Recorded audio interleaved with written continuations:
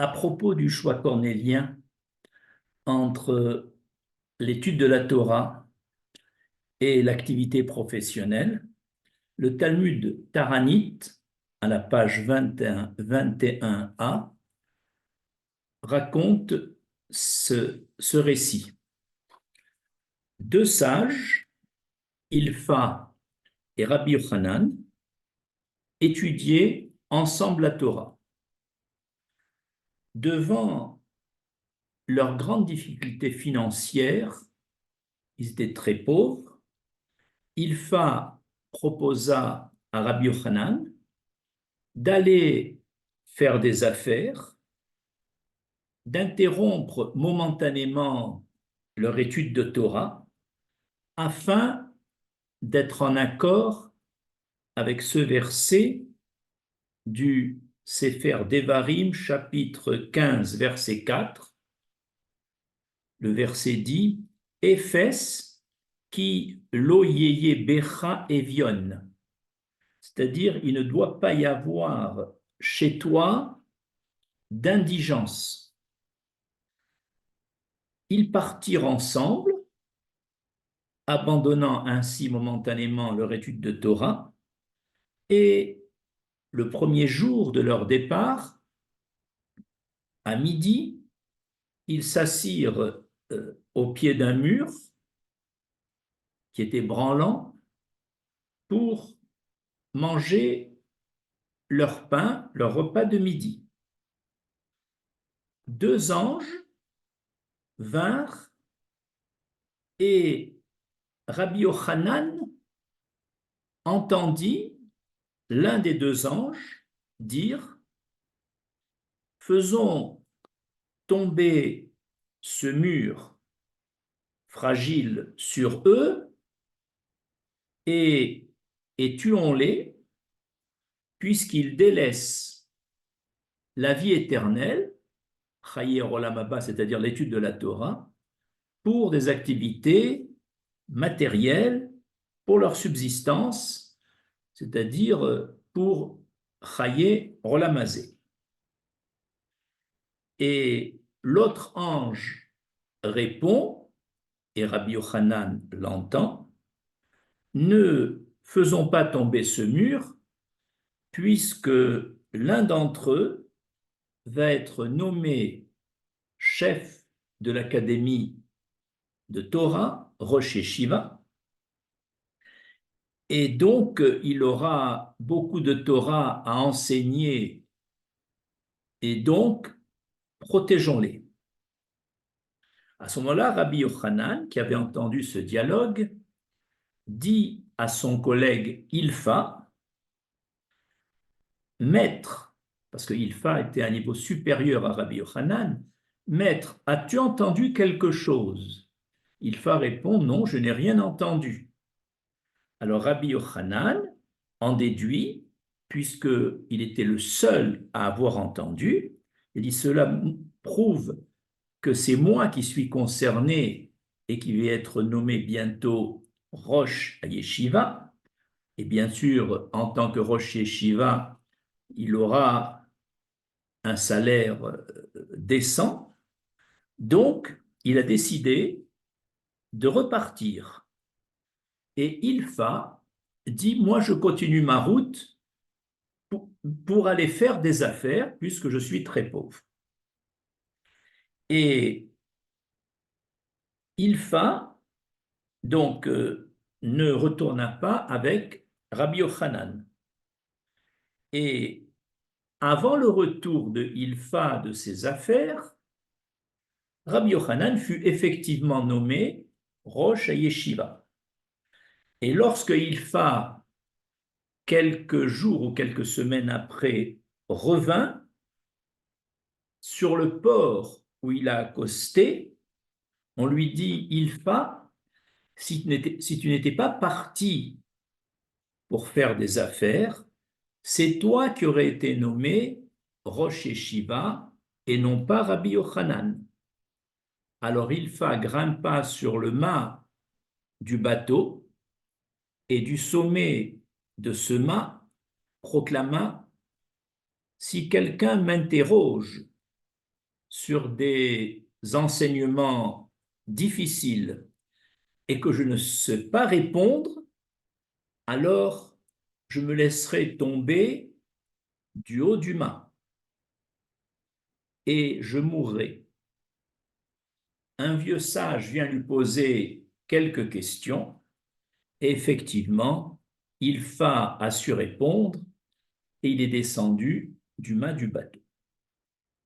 Ce récit suscite 7 questions que nous allons expliciter.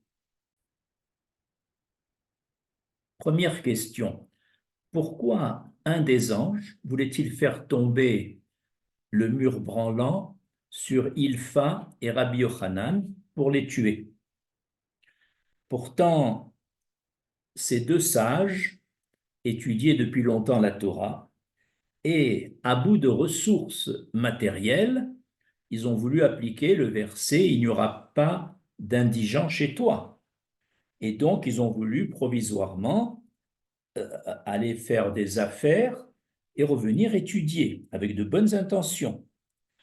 Mais à leur niveau de sages de haut niveau spirituel, cette ishtadlout, c'est-à-dire cet effort d'aller rechercher de la parnassa au détriment de leur étude, était un effort superflu.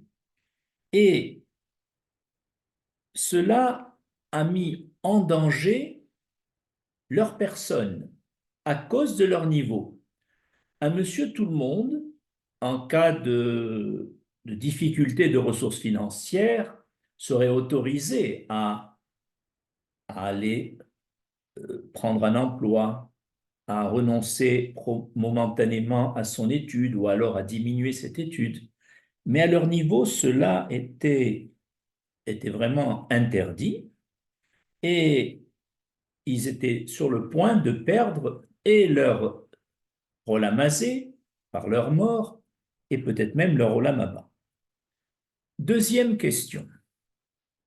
Pourquoi les deux anges sont-ils intervenus au moment où ils étaient sous un mur branlant?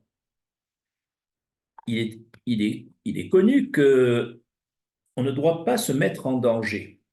Alors, comment Ilfa et Rabbi Yochanan ont-ils pris leur repas sous un mur fragile et branlant? C'était dangereux. Et on sait que quand un homme se met dans une situation de danger, c'est lui qui provoque ce qui va se passer. Or, ici, il est normal que Ilfa et Rabbi Yochanan ne se sont pas mis sur un mur incliné, fissuré, prêt à tomber. Ils ne l'auraient jamais fait. Seulement, du côté du mur, ils se sont assis pour prendre leur repas. Le mur était bien vertical et bien lisse. Ce n'est que derrière que le mur était fissuré avec des blocs de mur détachés et cela, il ignorait. Et le mur était très peu épais par derrière. Il ne le savait pas. Et en fait, si il y a eu cette proposition de les tuer, c'est pour une double raison.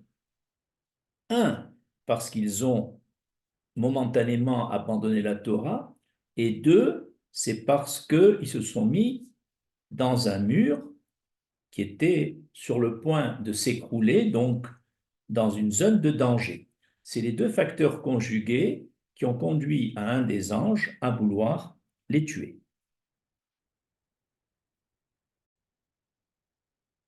Troisième question, pourquoi le deuxième ange est-il venu sauver Ilfa et Rabbi Yochanan? En disant qu'un d'entre eux est prévu pour être nommé Rosh Hayeshiva, chef de l'académie, et que donc par le mérite de cet homme, ce sera Rabbi Yochanan, la communauté va recevoir la diffusion de la Torah de la bouche de Rabbi Yochanan, ce mérite de Rabbi Yochanan va le protéger de tout dommage, même si maintenant il devrait être sanctionné. Et puisque Rabbi Yochanan devrait être protégé selon le second ange, il est normal que son collègue, puisqu'ils avaient pris la décision ensemble, soit également sauvé.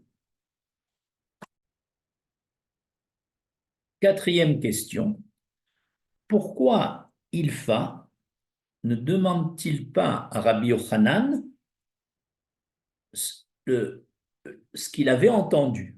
Puisque Rabbi Yochanan demande à Ilfa, as-tu entendu quelque chose? Quand Ilfa lui a dit, je n'ai rien entendu, Ilfa aurait pu, au moins par curiosité, demander à Rabbi Yochanan, qu'est-ce que toi tu as entendu? Pourquoi il ne lui dit pas un seul mot, Ilfa? C'est parce que Ilfa s'est dit, si Rabbi Yochanan a entendu quelque chose que moi je n'ai pas entendu, il est possible que le ciel vienne de l'informer par une voix qui n'a eu prise que sur Rabbi Yochanan, qu'il ne réussirait pas dans ses affaires. Alors de toute façon, autant ne pas abandonner la Torah, puisque s'il part pour faire des affaires et que cela ne lui réussira pas, autant retourner à l'étude de la Torah pour ne pas perdre sur les deux tableaux. Et il s'est dit, si lui a reçu ce message qui ne réussira pas, alors moi, je vais quand même continuer mon déplacement vers les affaires parce que moi, je ne suis pas concerné par ce message. Je n'ai rien entendu. C'est la raison pour laquelle Ilfa n'a pas demandé à Rabbi Yochanan qu'est-ce qu'il avait entendu. Cinquième question. Pourquoi Rabbi Yochanan quitte Ilfa sans lui révéler le dialogue qu'il a entendu entre les deux anges? Même si Rabbi Yochanan ne voulait pas révéler à Ilfa sa prochaine nomination en qualité de Rosh Yeshiva, il aurait pu au moins l'informer de la sévérité de l'un des anges qui s'apprêtait à faire tomber le mur sur eux et à les tuer pour avoir abandonné la Torah. Et peut-être, s'il avait informé Ilfa, peut-être que Ilfa serait retourné avec lui, abandonnant son projet de faire des affaires.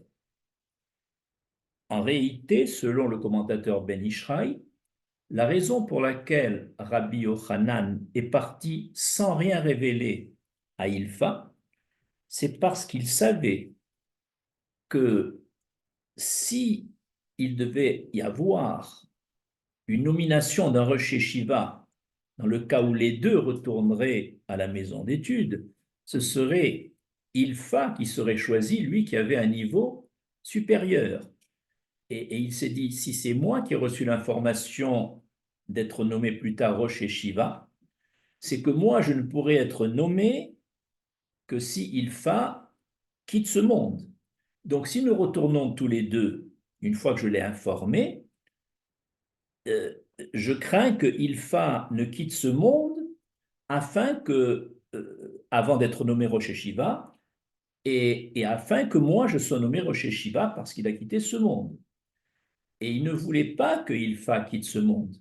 Donc il ne lui a rien révélé afin que Ilfa continue sa route vers les affaires. Et ce n'est qu'à son retour que Ilfa a appris que Rabbi Yochanan était nommé Rosh Yeshiva. Donc il n'y avait plus cette crainte qu'il meure. Voilà comment on explique que Rabbi Yochanan n'a pas voulu euh, informer Ilfa du dialogue des deux anges. Sixième question.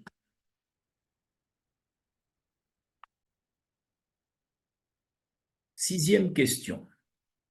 Pourquoi les anges n'annoncent-ils qu'à Rabbi Yochanan sa prochaine nomination en tant que chef de l'Académie céleste et non pas à Ilfa qui était d'un niveau supérieur? En fait, c'est Ilfa qui, devant son indigence, a voulu quitter le monde de la Torah provisoirement pour aller faire des affaires. Et il a voulu entraîner avec lui son collègue Rabbi Yochanan afin de ne pas être seul et peut-être que le soir, après leurs affaires, ils auraient pu trouver une petite heure d'études en commun. Donc, le fait que ce soit Ilfa qui a entraîné Rabbi Yochanan, de cette décision de Ilfa, il a perdu le titre qu'il aurait dû avoir de Rosh Yeshiva quelques mois plus tard. Et donc, ce titre a été transféré à Rabbi Yochanan. Et c'est pour ça que le dialogue entre les deux anges n'a été entendu que par Rabbi Yochanan. Septième et dernière question. À quoi fait allusion la montée de Ilfa au sommet du mât de ce bateau en disant « Posez-moi des questions et si je ne sais pas répondre, je me jetterai dans l'eau depuis le mât de ce bateau. » Ilfa a voulu adresser à son retour 3 messages par allusion. Premier message, il dit « Mon nom, Ilfa, signifie, dans le langage des sages, un bateau, sphina en hébreu. Et on sait qu'un bateau est toujours en contact avec l'eau, l'eau symbolique de la Torah. Il veut donc dire, Ilfa par allusion, bien que je sois allé faire des affaires, je suis resté attaché à l'esprit de la Torah, à l'activité de Torah que je n'ai jamais abandonnée, même pendant les jours où j'ai fait ces affaires. Comme un bateau se trouve en permanence au contact de l'eau, moi, Ilfa, qui signifie bateau, j'étais toujours en contact avec l'eau, c'est-à-dire avec la Torah. Le deuxième message par allusion, il veut dire, bien que il est écrit dans la Torah que la Torah n'est pas de l'autre côté de la mer, c'est-à-dire elle n'accompagne pas tous les hommes d'affaires qui vont par Mont et par Vaux pour faire des affaires, eh bien, contrairement à la loi générale, avec mon niveau, dit Ilfa, je n'ai pas oublié la Torah malgré mon activité professionnelle. Et donc, je ne suis pas comme monsieur tout le monde qui, dès qu'il fait des affaires, se déconnecte de la Torah. Je suis resté connecté. Et le troisième message, c'est en s'accrochant au sommet de ce mât, donc dans la partie la plus haute de ce bateau, il veut dire, malgré mon déplacement pour faire du commerce, je suis revenu entier et mon niveau de Torah est encore au summum et il reste supérieur à celui de tous les sages de ma génération. Et donc, comme avant mon départ, j'ai le niveau d'être Rosh Yeshiva, bien que je ne le sois pas. Et on peut terminer par ce message allusif sur le plan des lettres. Le mât du bateau se dit en hébreu Nes, Nun, sa mère. Si on écrit Nun en entier, Nun, Vav, Nun, et sa mère en entier, sa mère, Mem, Mem et Chaf, derrière les 2 lettres de Nes, Nun et sa mère, une fois que c'est écrit en entier, il nous reste 4 lettres.